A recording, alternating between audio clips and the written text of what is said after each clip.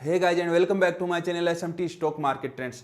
दोस्तों, इस वीडियो के अंदर एक जनरल डिस्कशन करने वाला हूं जो बहुत ही इंपॉर्टेंट है। यहाँ पे बहुत सारे अपन को न्यूज मार्केट के अंदर सुनने को मिलती है कि मार्केट गिरेगा, मार्केट के अंदर एक बबल बना हुआ है, मार्केट कभी भी गिर सकता है, इकोनॉमी डाउन हो रही है लेकिन मार्केट ऊपर क्यों जा रहा है और ऐसी सारी चीजें। और कुछ लोग बोलते हैं कि मार्केट बहुत जल्दी ऊपर जाएगा, बहुत सारे इंडस्ट्रियलिस्ट भी बोल रहे हैं कि मार्केट यहाँ पे जल्दी ही जो 13,000 का निफ्टी का ये पॉइंट है उसको भी निफ्टी 50 क्रॉस करता हुआ दिख रहा है। तो गाइज अलग अलग लोगों की अलग अलग राय है, तो यहाँ पे मैंने इसके ऊपर एक थोड़ा सा रिसर्च किया है। रिसर्च करने के बाद में ये वीडियो आपके सामने लेके आया हूँ जिसके अंदर आपको कुछ पॉइंट्स यहाँ पे हाईलाइट करना चाहूंगा जिसकी वजह से आप एक इंडिकेशन देख सकते हैं कि मार्केट किधर जा रहा है। और मार्केट गाइज एक होप के ऊपर हमेशा चलता है, तो वो होप क्या यहाँ पे फुलफिल होती हुई अपन को दिख रही है, वही सारी चीजें इस वीडियो के अंदर मैं बात करने वाला हूं।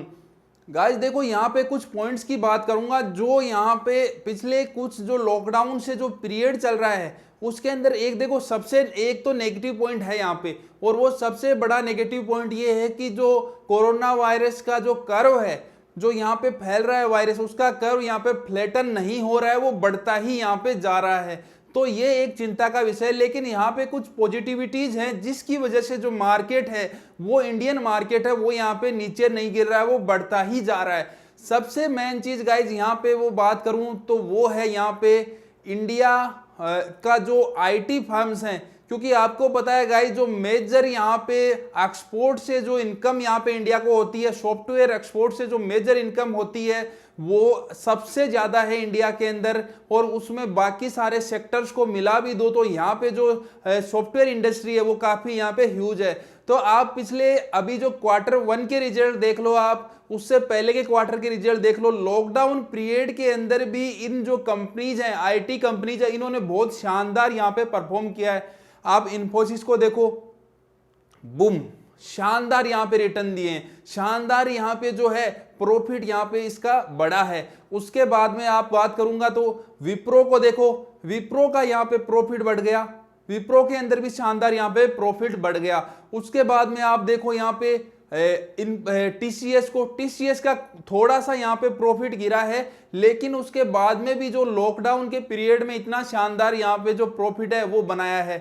तो यहाँ पे देखो जो आईटी का जो मेजर अपना सबसे मेन जो बिजनेसेस थे, आईटी का जो एक्सपोर्ट बिजनेस था सॉफ्टवेयर, वो यहाँ पे इफेक्ट होता हुआ नहीं दिख रहा है। सबसे पहली चीज तो ये।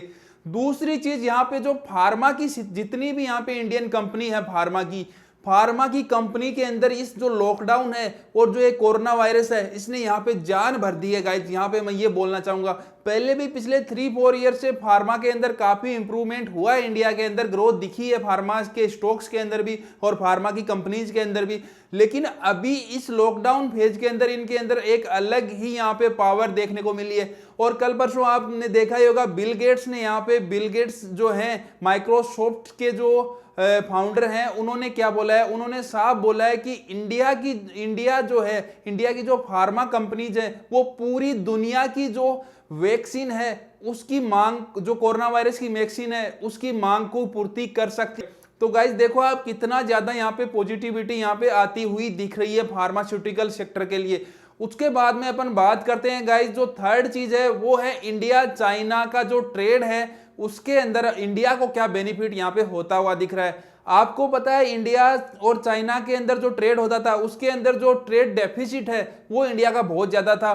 तो यहाँ पे एक मौका है इंडिया के लिए और उसके ऊपर स्टेप्स भी लिए जा रहे हैं। तो 2022 तक अगर ये स्टेप लिए जाते हैं तो $8 बिलियन से भी ज्यादा का यहाँ पे इंडिया को जो है वो प्रॉफिट यहाँ पे होता हुआ दिख रहा है। उसके बाद में दोस्तों उससे आगे वाले एक पॉइंट और यहाँ पे हाईलाइट करना चाहूंगा, वो पॉइंट है गोल्ड का। यहाँ पे जो इंपोर्ट हुआ है बाहर से, गोल्ड का जो बाहर से इंपोर्ट हुआ है अप्रैल मंथ के यहाँ पे डेटा की डिस्कस करना चाहूंगा। उसके बाद में आप देख सकते हो अप्रैल का एक मिडिल मंथ यहाँ पे लिया है लॉकडाउन के जस्ट बाद का। तो अप्रैल मंथ के अंदर पिछली साल को यहाँ पे जो 110 टन यहाँ पे जो गोल्ड है उसका इंपोर्ट हुआ था पिछले ईयर को, और इस मंथ में, इस बार जो अप्रैल के मंथ में ओनली जो नील आप बोल सकते हो।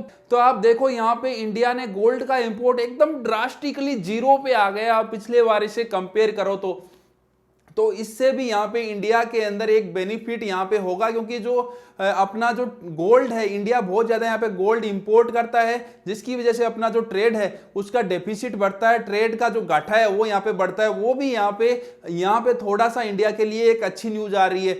उसके बाद में दोस्तों एक पॉइंट और यहाँ पे डिस्कस करना चाहूंगा, जो ऑयल इंडस्ट्री है, यहाँ पे भी इंडिया के लिए एक अच्छी न्यूज ये है कि इस ईयर 2020 के अंदर इंडिया यहाँ पे जो अराउंड 10% का जो अपना बिल पे करती थी उसमें से 10% यहाँ पे बचा सकती है।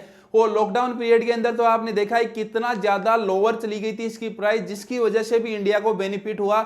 उसके बाद में एक सबसे मेन पॉइंट वो है आरबीआई ने यहाँ पे बहुत ज्यादा सपोर्ट दिया है और यहाँ पे इकोनॉमी को बूस्ट करने के लिए सारे जो मेजर कदम है वो आरबीआई ने यहाँ पे उठाए हैं।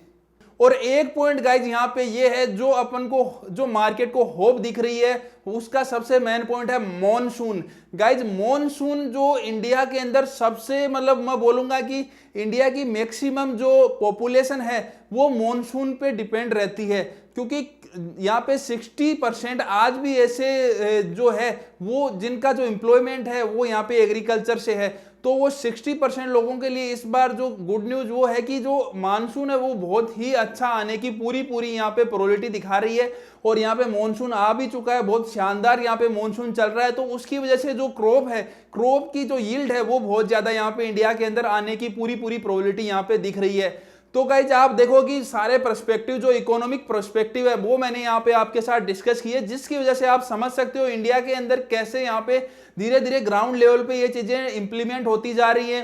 पीपीई किट यहाँ पे बहुत ज्यादा मैन्युफैक्चरिंग की है, सेकंड नंबर पे चली गई वर्ल्ड के अंदर। और जो वेंटिलेटर, मारुति जैसी कंपनी यहाँ पे वेंटिलेटर बना रही है। तो ये सारी चीजें यहाँ पे इंडिया के अंदर जो ग्राउंड लेवल पे डेवलपमेंट हुए हैं गाइस, डेफिनेटली वो यहाँ पे जो मार्केट है उसको यहाँ पे इंप्रूव करते जा रहे हैं धीरे धीरे। रिलायंस ने जितने भी यहाँ पे इन्वेस्टमेंट्स लाई है, रिलायंस कंपनी बाहर से, वो यहाँ पे जो इंडेक्सेस हैं उनके अंदर यहाँ पे अपन को दिखते जा रहे हैं, इंडेक्सेस ऊपर आती जा रही है। अब उसके अंदर ऐसा तो होगा नहीं कि वापस वो फेसबुक अपने 50,000 करोड़ वापस से ले ले, तो ऐसा तो होने से रहा।